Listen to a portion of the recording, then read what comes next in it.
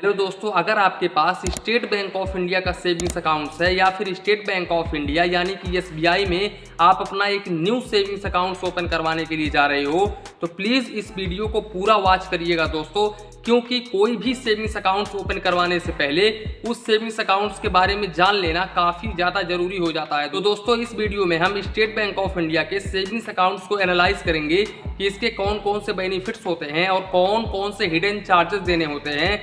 इसके अलावा क्या आप लोगों को सेविंग्स अकाउंट्स के ऊपर मिनिमम बैलेंस मेंटेन करना होता है या फिर नहीं करना होता है, इन सारे पॉइंट्स को हम एनालाइज करेंगे इस वीडियो में। तो वीडियो को बिल्कुल भी स्किप मत करिएगा, क्योंकि ये पूरा वीडियो मैंने बहुत ही बारीकी से स्टडी करके बनाया है। तो चलिए इसी के साथ में वीडियो शुरू करते हैं। दोस्तों सबसे पहले हम डिस्कस कर लेते हैं कि आप लोगों का पैसा स्टेट बैंक ऑफ इंडिया में सुरक्षित होता है या फिर नहीं होता है। अगर आप स्टेट बैंक ऑफ इंडिया में अपना एक सेविंग्स अकाउंट ओपन करवाते हो तो दोस्तों जानकारी के लिए मैं आप लोगों को बता दूं कि state bank of India DICGC से इंश्योर होता है। DICGC का पूरा नाम है digital insurance credit guarantee corporation, जो कि RBI की एक सब्सिडी बॉडी है, जिसके अंतर्गत हर बैंक के हर कस्टमर को 5 लाख रुपए तक का इंश्योरेंस बिल्कुल फ्री में प्रोवाइड किया जाता है। तो दोस्तों अगर स्टेट बैंक ऑफ इंडिया अपने लाइफ में कभी भी डूब जाता है तो ऐसे केसेस में आप लोगों का 5 लाख रुपए तक का अमाउंट मिल जाएगा। लेकिन जानकारी के लिए मैं आप लोगों को बता दूं कि स्टेट बैंक ऑफ इंडिया कभी डूब ही नहीं सकता है दोस्तों। ये मान के चलो कि अगर स्टेट बैंक ऑफ इंडिया डूब जाता है तो पूरा का पूरा इंडिया का अर्थव्यवस्था चौपट हो जाएगा दोस्तों। तो यहाँ पर सवाल ही नहीं उठता है कि स्टेट बैंक ऑफ इंडिया डूब जाए। अब दोस्तों चलते हैं स्टेट बैंक ऑफ इंडिया के इंटरेस्ट रेट के ऊपर कि अगर आप स्टेट बैंक ऑफ इंडिया में अपना एक सेविंग्स अकाउंट ओपन करवाते हो तो यहाँ पर स्टेट बैंक ऑफ इंडिया आप लोगों को कितना रेट ऑफ इंटरेस्ट ऑफर करता है। तो दोस्तों जानकारी के लिए मैं आप लोगों को बता दूं कि यहाँ पर स्टेट बैंक ऑफ इंडिया आप लोगों को 2.70% का रेट ऑफ इंटरेस्ट ऑफर करता है अपने सेविंग्स अकाउंट्स के ऊपर। इसके अलावा दोस्तों अगर आप 1 ईयर से लेकर के 2 ईयर्स के बीच में अपना एक FD ओपन करवाते हो तो ऐसे केसेस में स्टेट बैंक ऑफ इंडिया 6.80% का रेट ऑफ इंटरेस्ट ऑफर करता है। इसके अलावा अगर आप सीनियर सिटीजन के कैटेगरी में आते हो तो ऐसे केसेस में स्टेट बैंक ऑफ इंडिया आप लोगों को 7.30% का रेट ऑफ इंटरेस्ट ऑफर करता है। लेकिन दोस्तों मैं यहाँ पर आप लोगों को रिकमेंड करूंगा कि अगर आप अपना FD ओपन करवाने के लिए जा रहे हो तो आप 400 डेज का FD ओपन करवाएं, जिसका नाम है अमृत कलश योजना। अगर आप अमृत कलश में अपना एक FD ओपन करवाते हैं तब यहाँ पर आप लोगों को 7.10% का rate of interest state bank of India offer करता है। इसके अलावा अगर आप सीनियर सिटीजन के कैटेगरी में आते हैं तो यहाँ पर स्टेट बैंक ऑफ इंडिया आप लोगों को 7.60% का रेट ऑफ इंटरेस्ट ऑफर करता है। दोस्तों इसके अलावा अगर हम स्टेट बैंक ऑफ इंडिया के मिनिमम बैलेंस के बारे में बात करें तो दोस्तों जानकारी के लिए मैं आप लोगों को बता दूं कि रूरल में 1000 रुपीज मेंटेन करना होता है और सेमी अर्बन में 2000 रुपीज मेंटेन करना होता है। वहीं पर अर्बन और मेट्रो सिटीज में आप लोगों को 3000 रुपीज मेंटेन करना होता है। अब आप लोगों का एक सवाल होगा कि सर आप जो भी वीडियो बनाते हो स्टेट बैंक ऑफ इंडिया का उसमें आप बोलते हो कि यहाँ पर आप लोगों को मिनिमम बैलेंस मेंटेन नहीं करना होता है। तो दोस्तों हाँ मैं ये मानता हूँ कि आप लोगों को एक भी रुपीस मेंटेन करने की जरूरत नहीं है। दोस्तों जानकारी के लिए मैं आप लोगों को बता दूं कि स्टेट बैंक ऑफ इंडिया के सर्विस चार्जेस में यहाँ पर एवरेज मंथली बैलेंस में रूरल में 1000, सेमी अर्बन में 2000, अर्बन और मेट्रो सिटीज में 3000 रुपीज लिखा हुआ है। लेकिन अगर आप इस बैलेंस को मेंटेन नहीं करते हो तो ऐसे केसेस में आप लोगों को एक भी रुपीस चार्जेस नहीं देना होता है। तो आप समझ ही सकते हैं कि ये एक तरह का जीरो बैलेंस सेविंग्स अकाउंट ही है कि अगर चार्ज नहीं कर रहा है तो आप मेंटेन करके रखो या फिर ना रखो, कोई दिक्कत नहीं है दोस्तों। जिसके वजह से मैंने वीडियो में बताया कि आप लोगों को कोई भी मिनिमम बैलेंस मेंटेन करने की जरूरत नहीं है, जो मैं इस वीडियो में क्लियर कर दे रहा हूं।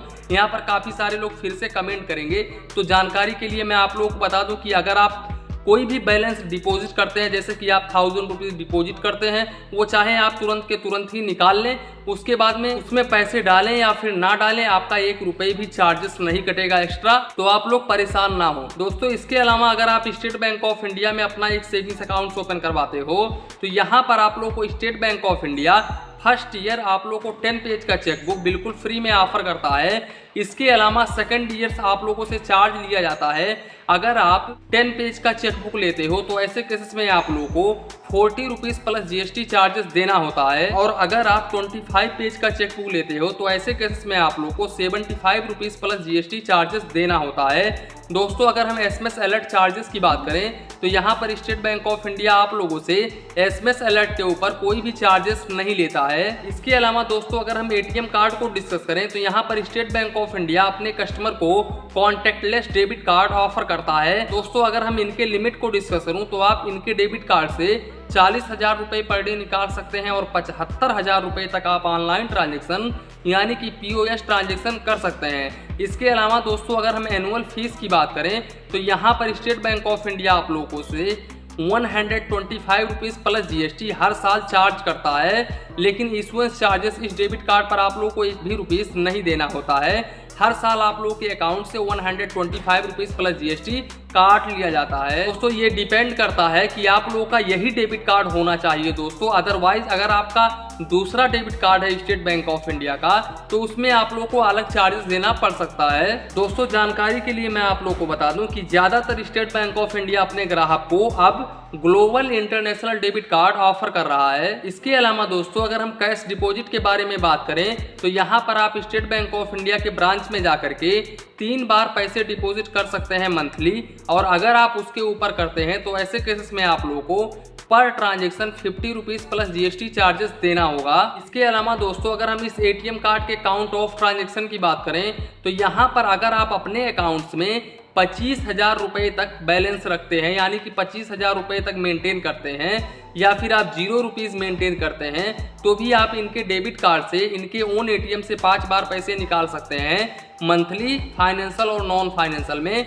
इसके अलावा दूसरे बैंकों के ATM से 5 बार पैसे निकाल सकते हैं और मेट्रो सिटी से आप 3 बार पैसे निकाल सकते हैं फाइनेंशियल और नॉन फाइनेंशियल में। और अगर आप अपने अकाउंट में 25,000 रुपये से ज़्यादा का अमाउंट मेंटेन करते हैं तो ऐसे केसेस में यहाँ पर आप लोगों को फ्री होता है। अगर आप इनके ओन ATM से पैसे निकालते हो तो यहाँ पर कोई भी ये नहीं है कि आप 5 बार ही पैसे निकालो, आप जितने मर्जी चाहे उतनी बार पैसे निकाल सकते हो। हालांकि दोस्तों आप दूसरे बैंकों के ATM से सेम ही है दोस्तों, दूसरे बैंकों के ATM से जब आप जाओगे आप भले ही 25,000 प्लस मेंटेन कर रहे हो फिर भी आप लोगों को 5 ट्रांजेक्शन पर मंथ दिया जाता है फाइनेंशियल और नॉन फाइनेंशियल में।